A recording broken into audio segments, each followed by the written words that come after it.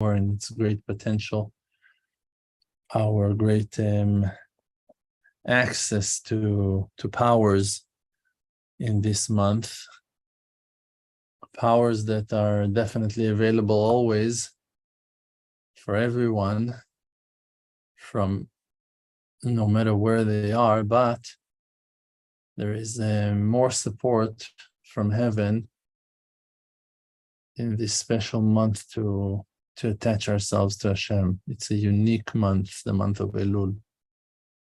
So we're going to talk about that on Wednesday.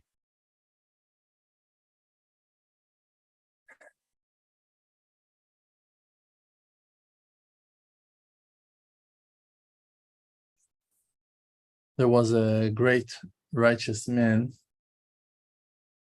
his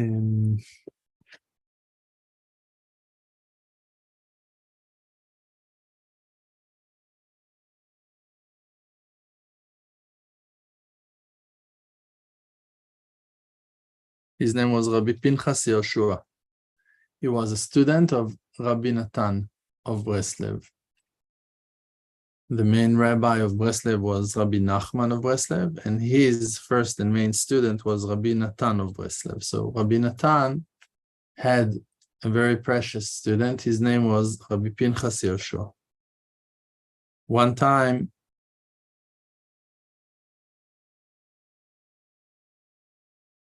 after they finished praying the morning prayer, Tfilat Shacharit, everyone started to walk away, but this great rabbi, Rabbi Pinchas Yoshua, was still in the synagogue, in that place where they were praying Shacharit.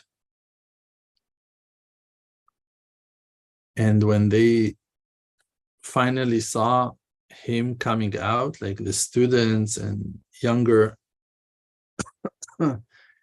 people who wanted to hear words of Torah from him and were like really excited to speak with him, so they were waiting. When he came out, he started walking towards them, and then he stopped, closed his eyes, and looked deep into his own mind, like they felt how he was thinking deeply about something, really focusing on something spiritual and something inside. And his face seemed as in spiritual flames. Everything was like very holy. His sight after the prayer in that great morning, and his face were glowing beams of light, as the sight of the sun when it's rising. And then Rabbi Pinchas Yoshua made the sound of a great sigh, of great pain from body and heart. It expressed so much pain, that sigh, that everyone around him were scared and wondering, what's that? What happened? What was he seeing in his mind? What was he thinking that was so deep, that broke his heart so badly, that he sighed so strongly?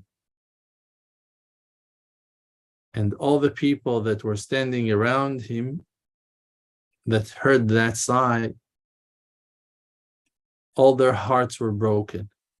It affected everyone to come to that broken heart position, or like situation, feeling as well.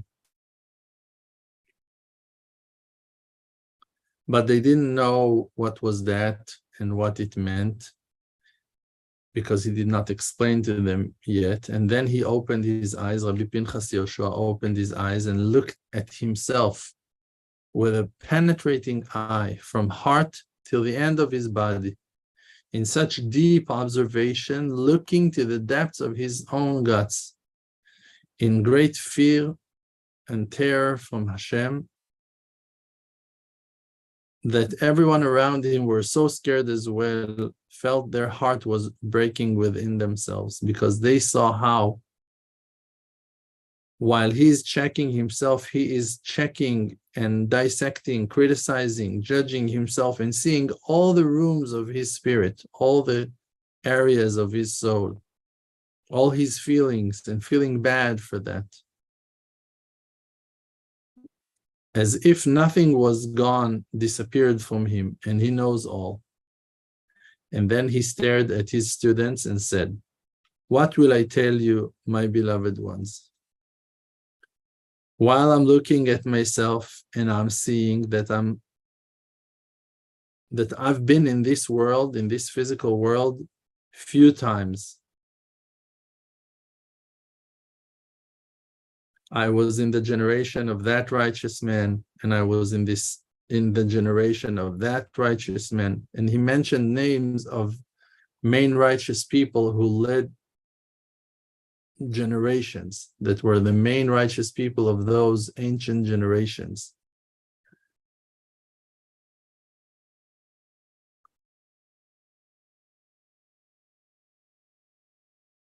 The students that were standing around him felt that their inner eyes were opened, and they saw with their mind how he was standing in that position, how it was truth, that thing that he saw, and that he knew everything about his own past in different lifetimes. And it was so clear for them that they would be ready, they were ready to testify in court that that thing that he just said is right and truth, that he knows and sees what had happened with his soul since ever till now, and he's not exaggerating in his words at all. Like everyone that knew Rabbi Pinchas Yoshua always knew that all his words were always measured, and he was not tilting his words to any side, and all his words were very correct to the point. And then he kept on saying, and that in that way I was rolling from one lifetime to the next, every time again to this world in a new lifetime, until that even now I came to this world again. And that thing was very hard for me, because why that thing happened to me more times than the rest of my people, why I had to come back alone in another generation and then another generation over and over again, because I was already in the generation of that sage that all his effort was with the general souls of the public of Israel to correct them and to complete them and to raise them to the place of their root, the root of their soul. And why didn't he completed me? And why he did not fix me with them as well? And I was alone, left on my own, stuck in darkness, in the depths of my sins, all the days of my life. And because of that, I had to come over again to this world, hoping maybe I will have the merit to be corrected properly. And then in that generation that I came again, there was that righteous man, the author of this holy book, the book Tovot Zichronot, Good Memories, was written by Rabbi Avraham Sternhartz, the grandson of Rabbi Natan of Breslev. And he did not mention the name of the Tanaim, of the sages, because in the words of Rabbi Pinchas Yoshua, there is kind of a lacking to those sages, that they were not able to complete him, to correct him, to fix him. So out of his respect, he did not put their names, that it won't be sound, God forbid, as if they did not completed something. But the truth is that even though that they were so great and were appointed on great like millions of people to fix, still they were not able to complete 100% of the souls that they were in charge on. So even that righteous man, he was also putting a lot of effort into healing and fixing and rising the souls of Israel to their roots, and he did not fix me. And I left again alone and uncorrected in that time. And I had to come over again, few times until now. And it's a wonder, how can that be? Weren't they able to fix me? God forbid. I know, and I'm a witness, that they fixed thousands and thousands and tens of thousands of souls of Israel. So I gave it to my heart to understand, means I was thinking, trying to figure out, to understand, how can that be? That wonder that I was not corrected. And I understood that the default was not of theirs, just I am the one who is guilty and has the fault for all of that. And then he explained that the true scholars, the real righteous people of each generation, they are being called builders, like that our sages said on the verse, V'rav shalom banaich, there is great honor and peace to your children. Now, like I told you, in Hebrew, every word has tons of potential meanings because it's built out of letters, and those letters are letters that will combine and build other words as well. And the sages explained on the word banaich, that means your children, that they will have peace and honor. Don't say banaich, just you should say bonaich. Don't say banaich, say bonaich. In Hebrew, not like in English, you put the vowels to the letters, and you also have letters that can be used as vowels, but also when you put those letters, you put vowels on them.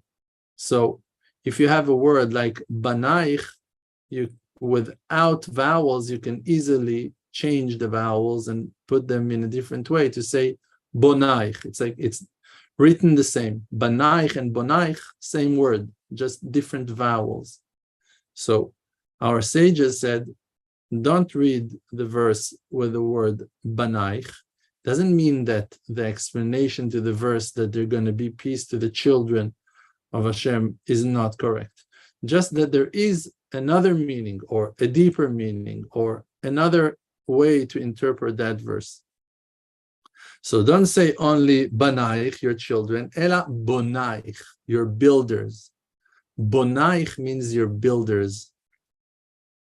Because those that has peace means the righteous ones, they are building holy buildings, means the floor of the holy Shekhinah, the feminine entity, the Shekhinah Kedosha. And by that they're bringing the people of Israel to do complete tshuva and teaching them in their holy teachings how to keep the will of our Father in heaven, and correcting them each time till they raise them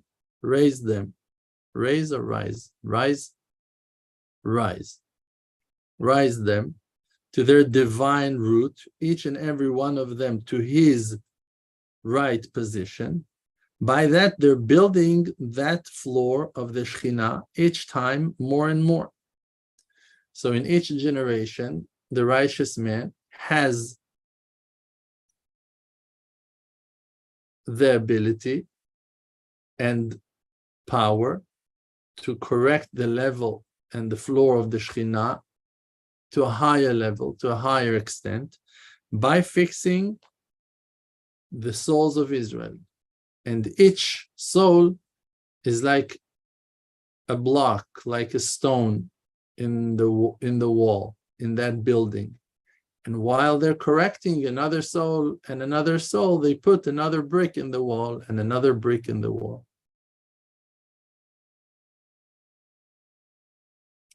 And as we can see, that builders in this world, that they are artists of building buildings, when they work in the beginning, their effort is to fix and correct each stone and to make it worthy and right to be set in the building. And they are coordinating and fixing shaping the stones one to one in the lines of bricks of the building till they finish building one line. And then they're putting second line on top of it. And then they go and build the third floor and fourth floor until they finish building all the floor of the building that they're in charge of. Same way by the righteous ones who are working to build the floors of Shekhinah Kedosha by the corrections of the souls of Israel. And like that, by the builders in this earthen world, there are times that there's a hard stone and bent a little bit, that they need to put a lot of effort to make it right. So then, usually, they won't throw it away immediately and abandon it. Just even though that it's hard to fix, they will take it, and as much as they can and find power, they will try to shape it and correct it. And they put a lot of effort till they straighten him up and putting it into its place in the building, together with all the rest of the stones. Because right after being corrected, he becomes like all the rest of the stones. He has a place. He's corrected. He becomes part of the building. But sometimes the builder finds himself struggling with a very hard and bent stone that is so hard to work with that when you start fixing it from one side, you find it bent on the other side. And you go back to that side and work on it to fix it. You find the other side again twisted. And from a third side, it might be hard to fix as well. And no matter how much effort you put on that stone to correct it and to straighten it up, you cannot make it nice. And when the builder sees that there is no use coming out of his great effort because the stone stays bent no matter what he's doing, so then he has to drop it of his hand and leave it behind. And then that stone is stayed out of the building. And then the stone becomes even worse, because not only that he's not part of the building, also he's being thrown between the legs of passengers, the people who walks by, and it becomes a roadblock, becomes a danger to people. It's damaging people in the street. In the same way it is in spirituality, that the real true righteous scholars, righteous people who are being called builders, they put the effort to build the floor of the Shekhinah Kedosha by correcting the souls of Israel that are being called stones. Like that the verse is calling them, Tishtapechna avnei kodesh berosh kol chutzot. Holy stones are rolling in any alley, in all the streets. And the explanation of that verse on the holy stones that are rolling in the streets are on the souls of Israel that fell down from the temple of Hashem, means from Komat Shechina, from the floor of Shechina, and therefore found themselves rolling as if they don't have a holy spot, now just wandering in the streets in exile and dark.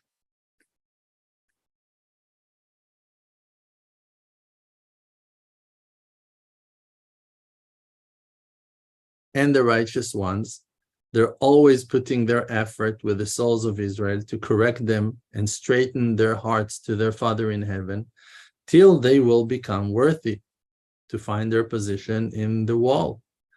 And with them, they're building the flow of the Shekhinah Kedosha. And there are many souls that are very hard, that many of the righteous people needs to put a lot of effort to make them proper. But even though they're not sparing no effort, and they're putting a lot of strength with those souls until they correct them properly as they should. And sometimes there are situations that they work so hard with and putting a lot of effort, all their spirit, with all their powers, till it comes to their hand to correct that spirit of Israel. And it's all according to the value and power of each spirit. But when it was my turn, the turn of my spirit, and I came to their hand to correct me.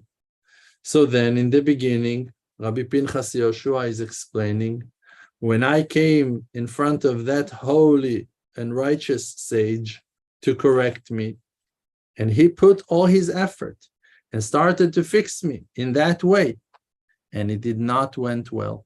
And he started to correct me in another way, and still I was not coming to my correction. And with that effort, he was working with me in so many ways, and he was not able to fix me in any matter and way.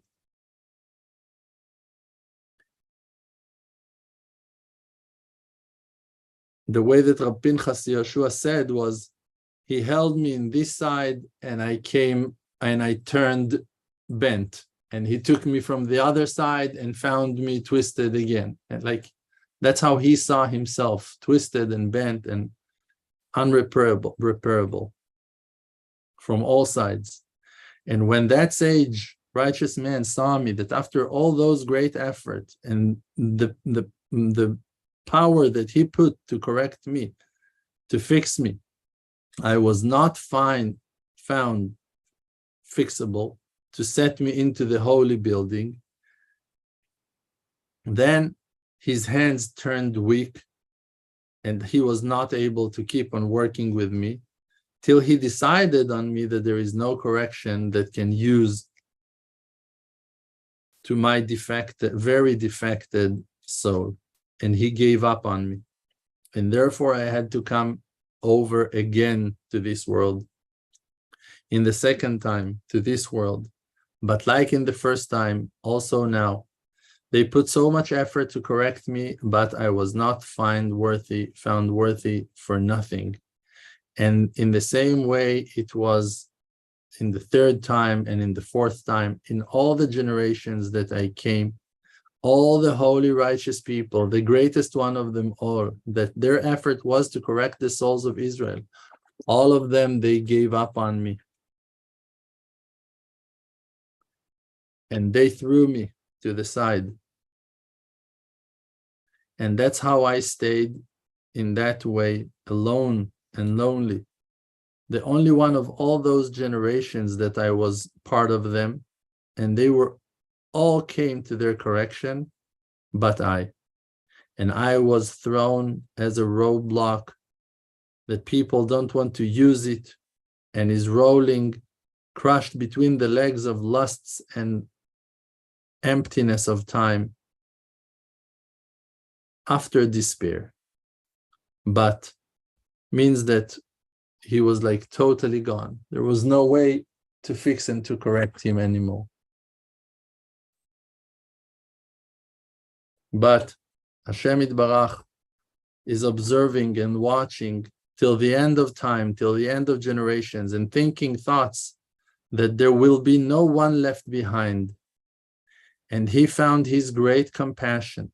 And with his great compassion that has no end for me and on my abandoned soul, depressed and miserable so much for so long, and he brought me again to this world now in this time. And now he brought me to the world after that the holy, righteous Rabbi Nachman of Breslev, the river that comes and delivers wisdom from the source of wisdom, that he came to this world, that all the rest of the worlds are all shaking from fear and crawling from his great holiness, from the glory of his great holiness. And he already revealed such great advice and corrected such wonderful corrections that are so nice that by them anyone can come closer to Hashem Yitbarach, each and every one of us, no matter who he is, if he will just want to come back to Hashem Yitbarach, even from all the furthest abandoned, scattered, filthy places that their names are forbidden to be mentioned even. And he, Rabbi Nachman of Breslev, shouted in his great, strong voice, with so much power, in great wonder, to strengthen the weak hands and to give power to falling knees. And he said in these words, Ein shum yeush ba'olam klal. There is no despair in the world at all. And he said on himself, I am a river who purifies from all stains, and more and more. And those words were never heard before. And things like that were never seen from the day that Hashem created man on earth. And blessed is Hashem, live and exist, and blessed is his name forever and evermore, that he took me through all that journey with amazing things that happened to me, such great wonders, and helped me finally with his great mercy to have the merit and privilege to be aware to the existence of the holy student of Rabbi Nachman of Breslev, to Rabbi Natan of Breslev, that he took me and revived my spirit and gave me life and carried me like the nurse will carry the child. And he helped me to grow and brought me closer to him in great love. And he taught me holy Torah and opened my ears and announced to me on the great existence of Rabbeinu, Rabbi Nachman of Breslev, and his holy and pleasant great advice, and from his wonderful Torah that brings the person to real eternal great life. And now my trust and hope is strong in Hashem Hatov, in the good God, in good Hashem, that by him, by Rabbi Nachman, and by his great power and holy, I'll have the merit not to twist anymore, God forbid. And I will be completely corrected in this lifetime. And I will be able to fix all the wrongs that I did in earlier times and to correct it all in perfection, like I should, by the ways, by the holy and wonderful ways that were given to us by the main student of Rabbi Nachman of Breslev, Rabbi Natan. Now pay attention.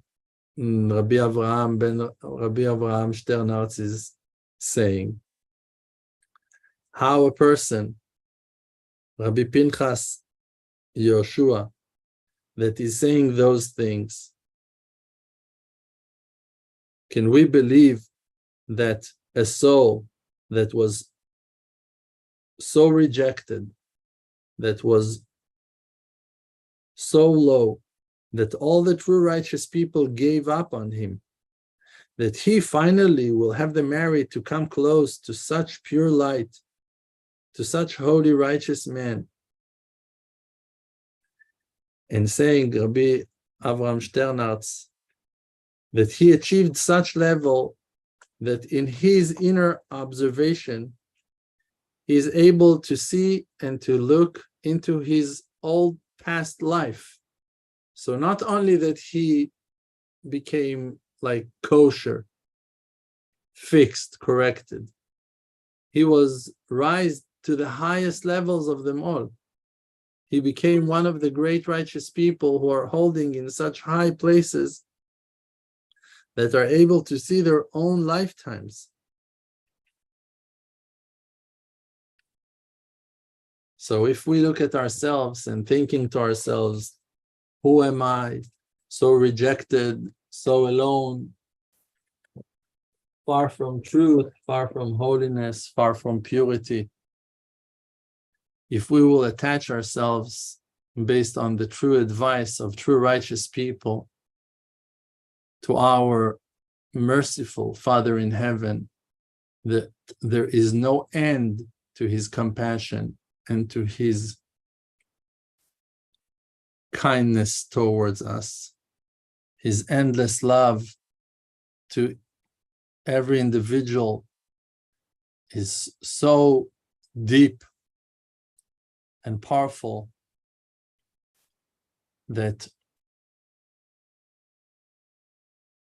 each and every one of us should believe in himself that he also has this great chance not only to be corrected and to fix everything we spoiled until now, just also to rise to such high levels that we will have access to the ancient archives that are beyond time and beyond place, to infinity itself, and to become one with our endless soul. Thank you so much. Chazak u'baruch. Tonight on Sunday, after the regular class I give, so I'm answering questions to the Emunah Circles, friends, our monthly supporters and friends. So thank you everyone on the rest of the outlets, and I will continue answering the questions on Zoom. If you want to check more of our content and information, emunah.com, emunah.com, or you can email us to info@emunah.com. Thank you so much.